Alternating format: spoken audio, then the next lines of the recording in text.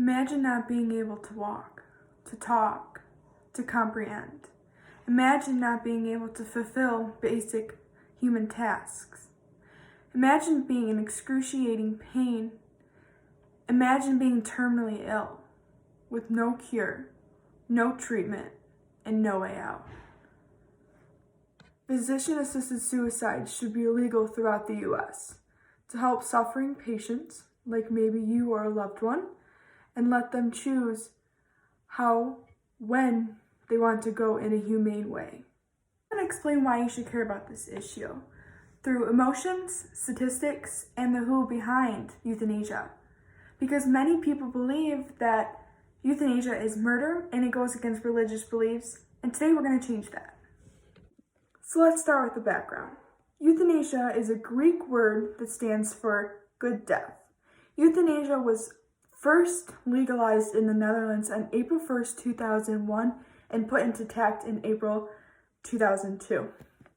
Assisted suicide has already made and swept its way through the United States, but only in 9. Those 9s are the District of Columbia, Hawaii, Maine, New Jersey, Oregon, Vermont, and Washington. What is the purpose of euthanasia? The purpose of euthanasia is to end a patient's life who has been long suffering with no cure and no treatment and no other options. Euthanasia will never be the first option, but we should have it as a choice. What happens with physicians? Does it go against their goal in medicine? According to Healthline.com, the role of physicians is not simply to preserve life, but to also apply expertise, skills to help improve their patient's health or alleviate their suffering. The latter includes providing comfort and support to dying patients. In other words, your job is to make patients comfortable, and if a soft request like euthanasia or even the thought comes across their mind through careful decisions, physicians, it's your duty to help. Now you know a little bit of the background behind euthanasia. Now we begin to talk about the emotional side and statistic aspects. How is euthanasia performed? So euthanasia is performed through a lethal injection while the patient is asleep, which means it's a humane way and there's no way of suffering through it. It's my body, it's my choice. As you know, that saying could have many meanings. Assisted suicide is a choice, but it's only the patient's choice. Assisted suicide should be legalized in all states as another option to end suffrage. Euthanasia is a humane way to end suffrage. But how is it performed? Euthanasia is performed through lethal injection or medication prescribed by a doctor. For a lethal injection, the patient is asleep and feels no pain whatsoever. As for medication, it's the same way. There's a medication that puts you to sleep, and the other medication is so the consent of the patient is very strict, no gray area. So the patient must sign a consent form, take a video consenting to euthanasia, have 2 witnesses, and the court of law mandate it, and making sure to review their file so they can actually perform.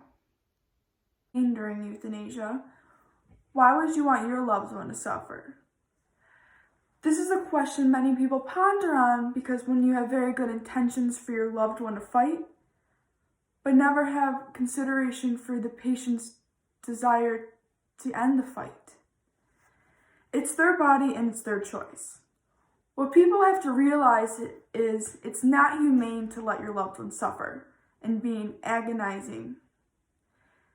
It's the patient's choice and only the patient's, which leads me to my next statement that physicians are addressing. It's inhumane for a family or spouse to be selfish about a patient's decision and make it their own. What families could be doing is being supportive of their choice. After shedding light on how euthanasia works and how it affects the patient, we now begin to grasp the who behind euthanasia. Now we will discuss Dr. Death. Jack Kevorkian is known as Dr. Death for his practice of euthanasia and assisted suicide. He was located in Oakland County, Michigan, and had opened his practice there. Jack Kevorkian successfully has done physician-assisted suicide for 69 people in Oakland County, our county. Using his methods, Jack Kevorkian created a machine called the suicide machine. And the suicide machine is 3 lethal injections.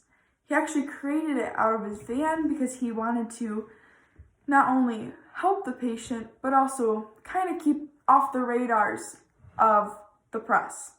Because it was not legal in Michigan, and nor is it legal today. On why euthanasia should be legalized, and end this video. So today we reviewed the purpose of euthanasia, the logic and statistical factors, and the who behind euthanasia. Assisted suicide should be legalized in the US to help suffering patients and let them choose how to go. I would like everyone to send a letter to www.dyingwithdignity/Michigan and send that letter to the state of Michigan to uphold the laws of dying with dignity. Thank you.